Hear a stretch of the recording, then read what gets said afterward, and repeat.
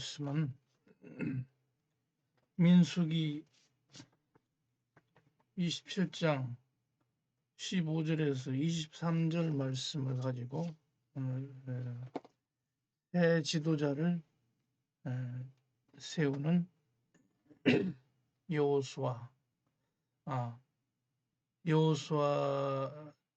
장군을 새 지도자로 세우는 이러한 모세의 이야기, 이것을 주제로 오늘 설교 말씀드리겠습니다.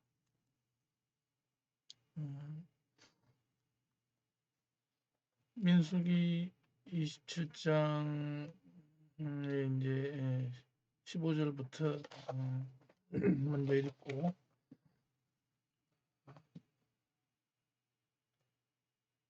그 모세가 여호와께 여짜와 가로되 그 여호와 모든 육체의 생명의 하나님이시여 원컨대 한 사람을 이 회중 위에 세워서 그로 그들 앞에 출입하며 그들을 인도하여 출입하게 하사 여호와의 회중으로 목자 없는 양과 같이 되지 않게 하옵소서. 18절입니다. 여호와께서 모세에게 이르되 눈의 아들 여호수아는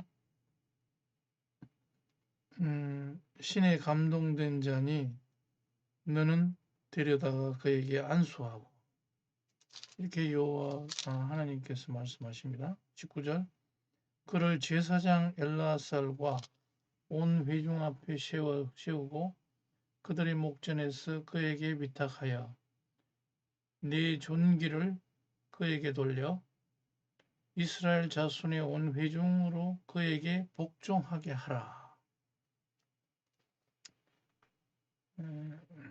21절 그는 제사장 엘르아살 앞에 설 것이요 엘르아살은 그를 위하여 우림의 판결법으로 여호와 앞에 물을 것이며 그와 온 이스라엘 자손 곧 온 회중은 엘르아살의 말을 쫓아 나가며 들어올 것이니라. 모세가 여호와께서 자기에게 명하신 대로 하여 여호수아를 데려다가 제사장 엘르아살과 온 회중 앞에 세우고 그에게 안수하여 위탁하여 하되 여호와께서 자기에게 명하신 대로 하였더라. 이 말씀을 통해서 모세는 자기가 이제 곧 얼마 안 돼서 죽을 것이다 라는 생각을 했던 것 같습니다. 그래서 가나안에 들어가서 정복 전쟁을 수행해야 할 지도자로서 여호수아 자기의 비서실장 같은 이 몸종인 이 여호수아를 하나님께서 모세는 여호수아를 지도자로 세울 생각은 미처 못했던 것 같습니다. 하나님께 부탁을 했습니다.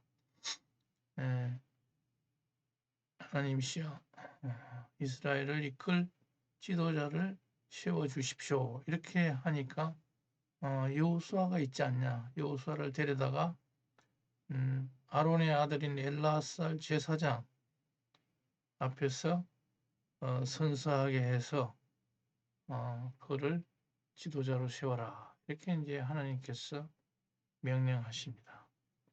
이것을 보면 모세는 자기가 죽기 전에 분명히 하나님께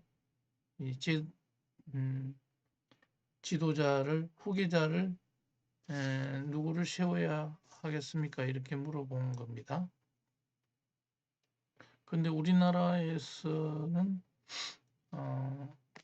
이 국가를 이렇게 세운 이 국부 이승만 대통령과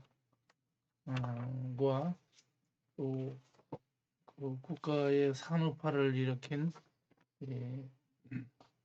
박정희 대통령 이런 사람들은 뭐 정치는 잘했습니다만은 이 지도자를 세우지 못한 것이 못내 아쉬운 그런 측면이 있다 이렇게 보는 겁니다. 그 YS나 뭐 이런 그 뒤에 나온 사람들 DJ 이런 사람들도 지도자를 확실하게 세우는 데는 실패하지 않았나. DJ는 그래도 노무현 대통령을 만들었으니까 그나마도 후계자 양성에 성공했다 이렇게 할 수 있겠는데 이 지도자는 지금 대통령 선거가 75일밖에 안 남았지만은 지도자는 이 덕목이 있어야 돼. 오늘날 우리 지도자는 명쾌한 지식이 많을 필요는 없겠지만 어떤 일이 벌어졌을 때 전문가를 주변에 두고 그 의견을 들어서 의견을 수렴해서 빨리 판단할 수 있는 이런 판단력이 필요하다. 그러니까 국민에게 어떤 비전을 주어서 꿈을 주어서 의견을 한데 모을 수 있는 그런 의견 수렴을 할 수 있는 이런 설득력 그런 것이 필요하고 또 어떤 일에 대해서 그 어떤 결정을 내렸으면 그것을 밀고 나갈 어떤 추진력, 열정 이런 것들이 필요하다. 그리고 어떤 매사 어떤 일에 있어서 용기를 가지고 무슨 일이 벌어졌을 때 그것을 과감한 결단력, 용기 이런 것들이 필요하다. 그리고 그 오늘 여호수아가 1장에서 이제 그 민수기 27장하고 연결이 되는데 여호수아서 1장에 보면 1장 7절에 보면 좌로나 우로나 치우치지 말라 이런 말씀이 나옵니다. 불편부당 중용을 취해라 이런 말씀이 되겠습니다. 그러니까 어떤 일을 우리가 기업을 하든지 가정에서 어떤 일을 하든지 또 국가적인 일을 하든지 간에 자기가 알고 있는 얕은 지식을 가지고 판단하면서 그것이 결정이 났다고 해서 그것을 오로지 그쪽으로 무한히 밀어붙이면은 극단으로 가게 됩니다. 치우치게 된다는 말씀이죠. 그렇게 되면은 그걸로 인해서 엄청난 악영향을 두고두고 미치게 되는 겁니다. 그래서 이 정책이라든지 어떤 이 노선을 결정을 했을 때 그것이 유일한 최선의 해답은 아닐 것이다. 항상 거기에 따른 부작용이 있기 때문에 그것을 불편부당한 쪽으로 끌고 나가서 중용을 취할 필요가 있습니다. 어떤 정책이 있더라도 중간에 부작용이 생기면은 그것을 약간 완화한다든지 이렇게 할 필요가 있는 것이죠. 그래서 이런 지도자로서는 이런 어떤 한쪽으로 극단으로 밀어붙이는 이런 어떤 사생결단의 이런 완벽주의자 이거 골치 아픕니다. 이렇게 돼서는 안 되겠다. 그래서 일찍이 플라톤이 나와서 정치를 하는 데 있어서는 민주주의가 되면은 국민의 뜻을 투표로 의해서 하면 이거 큰일 난다. 완전히 이거는 중후 정치가 돼가지고 정치가 산으로 올라간다. 배가 산으로 올라간다. 이렇게 생각했던 철학자였습니다. 플라톤은 뭐냐면 철인이 정치해야 된다. 철학자가 정치를 해. 지혜로운 자가 정치를 해. 그러면서 네 가지 덕을 말하고 있습니다. 지혜, 용기, 절제, 정의. 우리가 어떤 지혜를 가지고 그 다음에 그것을 좀 더 사주덕을 지시했는데 그 절제부터 한번 말씀드리자면 우리가 어떤 정욕과 관련된 덕은 절제고 어떤 그 기계 어떤 그 감성적인 부분의 덕은 용기다. 그 다음에 이성적인 부분은 지혜가 있다. 이 세 가지를 잘 발휘할 때, 이 세 가지의 덕을 잘 발휘할 때 전체로서 하나의 정의로운 그런 덕을 실천할 수 있는 것이다. 그래서 플라톤은 이것이 국가에 적용이 될 때는 하나의 계급이 산업공상의 어떤 계급에 따라서 이것이 적용이 돼야 된다. 뭐냐 하니까 농업과 공업 상인의 계급은 이 절제가 필요하다. 먹고 싶다고 해서 막 먹고 하는 그런, 그리고 돈 벌고 싶다 막 벌고 또 이런 거는 안 된다. 절제가 필요하다. 그 다음에 군사를 담당하는 그런 사람은 용기가 있어야 된다. 기계가 있어야 된다. 그 다음에 최고의 국가 통치자는 또는 그러한 철학자는 뭐냐 하니까 선의 이데아를 가진 사람이고 또 지혜를 갖춰야 된다. 그래서 그 네 가지 덕은 계급을 말했을 때 그 계급이 이러한 네 가지 덕을 가져야 된다. 이것을 국가에 적용을 시켰습니다. 이것을 실현하는 것은 역시 철인 정치, 지혜를 갖춘 사람이 정치를 해야 된다. 그래야 이게 엉뚱한 방향으로 가지 않는다. 오늘날 민주주의라는 것은 모든 표를 의식하여서 누구나 표를 갈구합니다. 그러다 보니까 민중들이 그때그때 굉장히 필요한 것을 만족시켜주는 그런 지도자를 뽑게 됩니다. 히틀러가 어땠습니까? 독일 1차 대전 후에 독일이 완전히 패망을 해가지고 베르사유 조약에서 독일이 갚아야 될 부채가 엄청났습니다. 150억 불이나 되는 엄청난 돈을 갚아야 됐고 또 군비를 잠수함이나 이런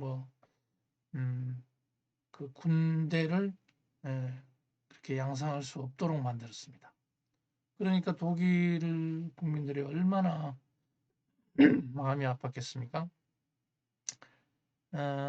자존심이 센 독일 국민인데 이 독일 국민에게 이 자존심을 한껏 세워주는 이런 정책을 썼습니다.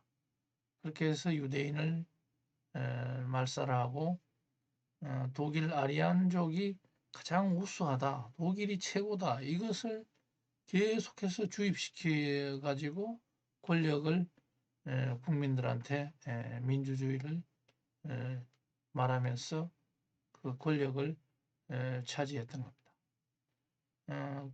그러니까 민주주의라는 것은 표의 함정에 빠져 있습니다.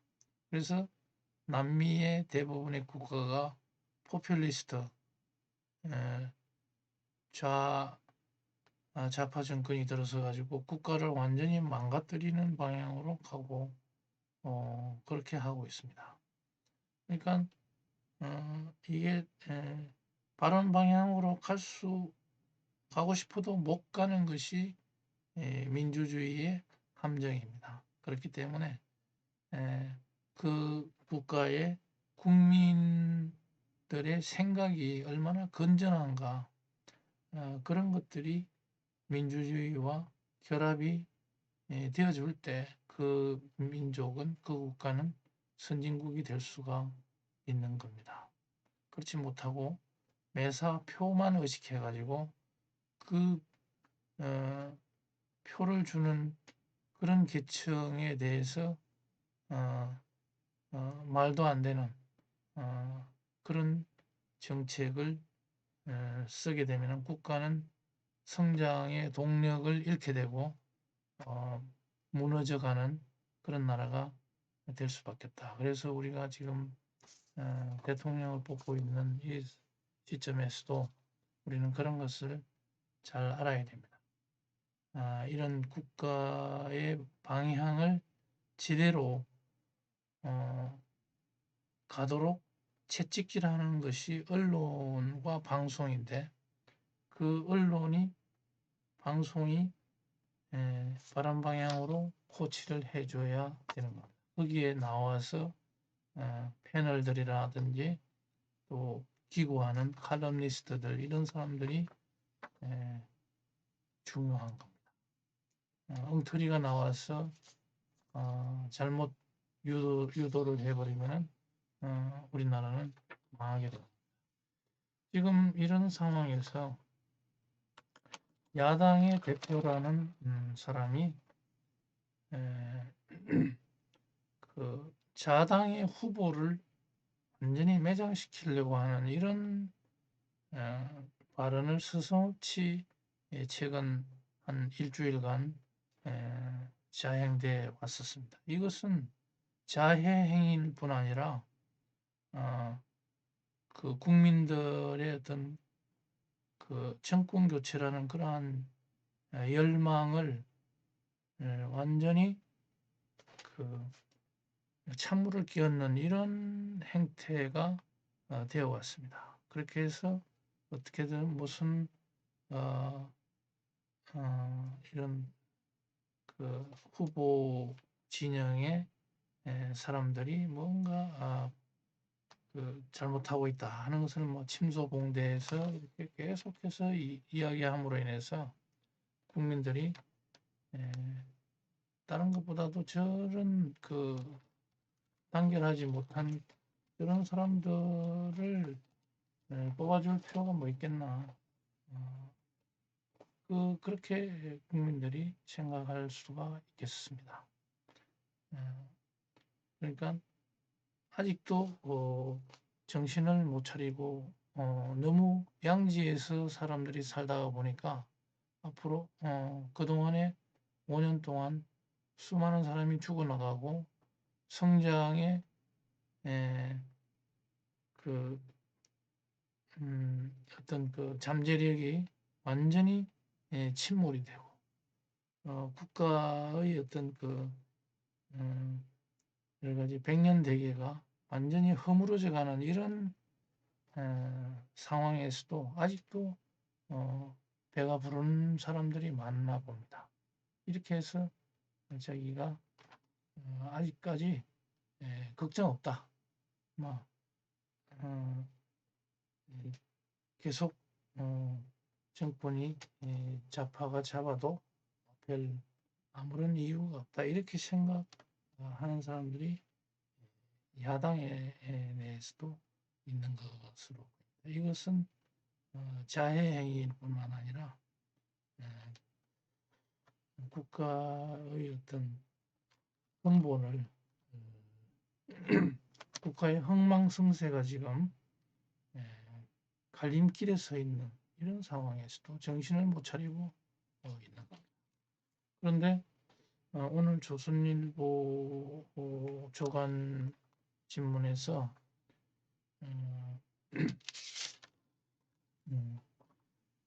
그 허영이라는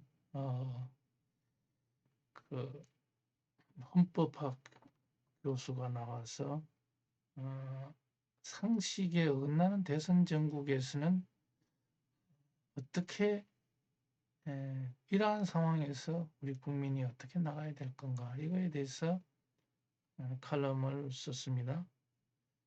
이분은 경희대 법학전문대학원 석좌 교수인데 대통령 청문회에서 뭐냐면 비상식적인 일이 계속 일어나고 있다. 제1야당 대표가 선거 관련된 일은 하지 않고 당대표직만 하겠다고 했는데 그것은 그 자체가 벌써 어불성설이다 이런 얘기입니다. 정당은 최종 목표는 정권 획득입니다. 대선을 앞두고 제1야당 대표가 선거 조직에서 손을 떼겠다. 그리고 그 정당의 존립을 부정하는 비상식적인 이런 말을 계속하면서 자기는 당무를 보겠다 이런 얘기를 하는 겁니다. 이것은 이율배반적입니다. 당무를 제대로 보려면 그것은 자당의 후보가 대통령이 되도록 선거에서 이기도록 하는 것이 바로 당무다. 그것이 바로 당무인데 당무만 보겠다 하면서 그 선거 일은 안 하겠다. 이것은 말이 안 되는 그런 헌법적 테두리 내에서 볼 때 도저히 성립이 안 되는 그런 말이다. 그러니까 우리는 둥근 삼각형이다. 그런 말을 말이 안 되는 얘기다 이겁니다. 그런 것과 같다. 그래서 중이 절이 싫으면 중이 떠날 수밖에 없는데 당대표에 반복되는 비정상식적인 정치 행태 이것을 가지고 윤석열 후보 측에서도 잘못이 있니 없니 하면서 양비론을 내세우는 것은 옳지 않다 이렇게 결론을 내리고 있습니다. 이것을 읽었을 때 제가 읽었을 때 국가의 원로가 존재하는구나. 이런 분들이 나와서 엉뚱한 짓을 하는 사람을 견제를 해주고 바른 길로 나아가도록 지시해주는 사람이 있어야 된다. 그런데 아니나 다를까 오후에 여러 가지 나오는 얘기거리를 보면 이준석 대표가 이제 선거에 개입해서 후보를 위해서 뛸 생각을 하고 있는 것이 서서히 보입니다. 이 한마디가 이 허영 교수의 한마디가 엄청난 파장을 불러일으킨 것은 틀림이 없습니다. 그래서 오늘 이 민수기 27장 15절에서 23절까지 모세가 지도자를 세워야 되겠습니다. 하나님께 이렇게 여짜오니까 하나님이 지도자는 여호수아를 세워라 이렇게 이제 말씀하셨습니다. 그래서 그 뒤에 나오는 여호수아서를 가보면 여호수아 1장에 하나님께서 여러 가지 지시를 또 하게 됩니다. 여기서 여호수아서 1장에 보면 2절에 여호수아에게 일러가라스 때 내 종 모세가 죽었으니 이제는 모세는 죽었습니다. 모든 백성과 더불어 일어나서 요단강을 건너서 이스라엘 자손에게 주는 땅으로 가라. 지금 그 정권이 이제 바뀌었습니다. 지도자가 바뀌었는데 모세라는 이 막강한 카리스마가 대단한 이 사람이 이제 물러가고 그 밑에서 몸종이나 다름없던 그 비서실장 여호수아가 그 이스라엘 백성들을 이끌고 나가기는 참으로 역부족일 겁니다. 권위에서부터 벌써 그 지팡이를 들고 이리 가라 저리 가라 해가지고는 이스라엘 백성들이 말을 안 들을 겁니다. 그래서 더불어 일어나고 동고동락을 해라 이렇게 지시를 하게 됩니다. 그리고 3절에 가서 내가 모세에게 말한 바와 같이 너희가 밟는 땅은 다 내가 너희에게 주겠다. 아니 너희들이 안 밟아서 그렇지 밟는 땅은 무조건 주겠다. 그렇게 약속을 했습니다. 그러면서 레바논에서부터 그 유브라데스에 이르는 온 땅, 이 땅을 다 주겠다. 그러면서 5절에 너와 함께 있겠다. 이 하나님께서 모세와 같이 너와도 함께 하겠다. 너를 떠나지 아니하고 버리지 않겠다. 이렇게 여호수아에게 강력하게 하나님께서 중심을 잡아주십니다. 그래서 마음을 강하게 하라, 담대하게 하라. 6절에서 그렇게 하십니다. 그리고 7절에서 율법을 지켜 행하고 좌로나 우로나 치우치지 말라. 이렇게 하면서 여호와의 이 말씀을 율법을 주야로 묵상해라. 그리고 지켜 행하라. 그리하면은 형통하리라. 이렇게 하나님께서 약속하시는 겁니다. 그래서 9절에 가면은 또 한번 강하고 담대하라. 이렇게 당부하십니다. 이것을 볼 때 여호수아가 얼마나 그 어깨에 진 짐이 무거웠는가 하는 것을 알 수가 있습니다. 이 가나안 땅에는 굉장히 무서운 인간들이 싸움 잘하는 인간들이 포진해 있는데 그 사람들을 다 물리쳐야 되는 거 아닙니까? 그런데 여호수아는 싸움은 좀 잘 할지는 몰라도 이 경험도 어느 정도 있습니다만 그것을 실전에 옮기기에는 역부족인 그런 상태였을 겁니다. 차라리 갈렙 장군이 더 용맹하기로 뛰어난 이 갈렙 장군이 더 적임자가 아니었을까 이렇게 생각하는데 하나님께서는 갈렙보다는 여호수아를 택했습니다. 그것은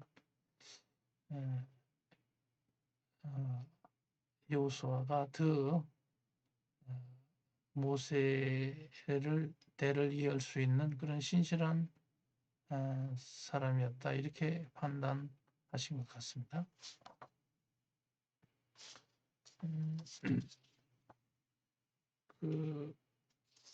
그래서 이것을 볼 때 우리는 그 어떤 집단이든지 우리나라에서 잘 나가는 삼성전자를 볼 때도 저 기업이 세계에서 전자 분야에서는 1등을 계속해서 해야 될 텐데 그러려면은 그 후기자가 굉장히 정신을 잘 차리고 또 거기에 임원들을 제대로 잘 발탁하는 그런 일이 있어야 되겠다 하는 것이고, 또 우리나라는 지금 문제가 많습니다. 뭐가 문제냐면은 이 지금 훌륭한 기업들이 많은데 거기서 사람을 데려다 쓰려고 하는데도 사람이 인구가 줄어들어버리면은 저출산이 되고 고령화가 되면은 거기서 끌어다 쓸 인재가 없게 되면은 외국인들을 끌어다 써야 됩니까? 그렇게 되면은 기술 유출이 되고 여러 가지로 경쟁력이 취약해지게 된다. 하는 것이 걱정이 되는 겁니다.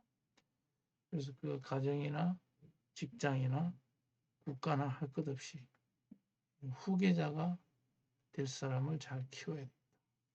나 대해서 모든 것을 다 하려고 하지 마라. 내 대해서 끝낼 것은 끝내고 요수아 장군처럼 이렇게 유능한 그러한 장수에게 그 정복 전쟁 이런 산적한 국가의 일을 맡길 수 있는 이런 사람이 필요하다. 이승만 대통령 같은 경우에는 어떻게든지 권력 유지에만 급급해서 거기에 정말 자기의 오른팔이 될 수 있는 사람을 정치력이 있는 사람을 키워내지는 못했습니다. 이기붕 같은 그런 엉터리 같은 사람을 주변에 자꾸 두다 보니까 결국은 국가도 망하고 이승만 본인도 빛을 보지 못했습니다. 박정희는 어땠습니까? 장기 집권 18년 동안 통치하면서 그 자기의 후계자감을 선정해서 거기에 정권 이양을 해서 그 자기가 이루고자 하는 이러한 원대한 꿈 이것을 실천할 수 있도록 해야 되는데 굉장히 욕심이 많았습니다. 자기가 다 하고 싶었던 겁니다. 그러다 보니까 나중에 비운에 숨을 거두는 이런 결과가 되고 그 이후에 상당한 혼란을 가져올 수밖에 없었다. 그래서 우리는 정치권에 있는 지도자들은 항상 그 나보다 뛰어난 사람을 정적으로 해서 제거의 대상으로 삼지 말고 나보다 더 뛰어난 사람을 발탁해서 그 사람이 일을 잘할 수 있도록 배려해주고 이 밑바닥을 깔아주는 이런 정치 지도자 또 사업을 하는 사업가, 기업가, 교육가 이런 사람들이 우리 도처에 나와야 되겠습니다. 그래서 오늘 요수아 1장과 더불어서 민수기 27장 15절에서 23절을 통해서 하나님께서 생각하고 계시는 이 지도자 모세를 다음을 잇는 지도자를 모세가 하나님께 간구했다 하는 것 자체가 굉장히 중요하다. 그래서 우리는 이러한 국민들은 어떻게 해야 되겠습니까? 우리 국민들은 이러한 훌륭한 지도자를 투표로 뽑아야 되는 겁니다. 투표로 뽑을 때 인기보다는 누가 국가를 영속시키고 또 국가의 경쟁력을 유지시키고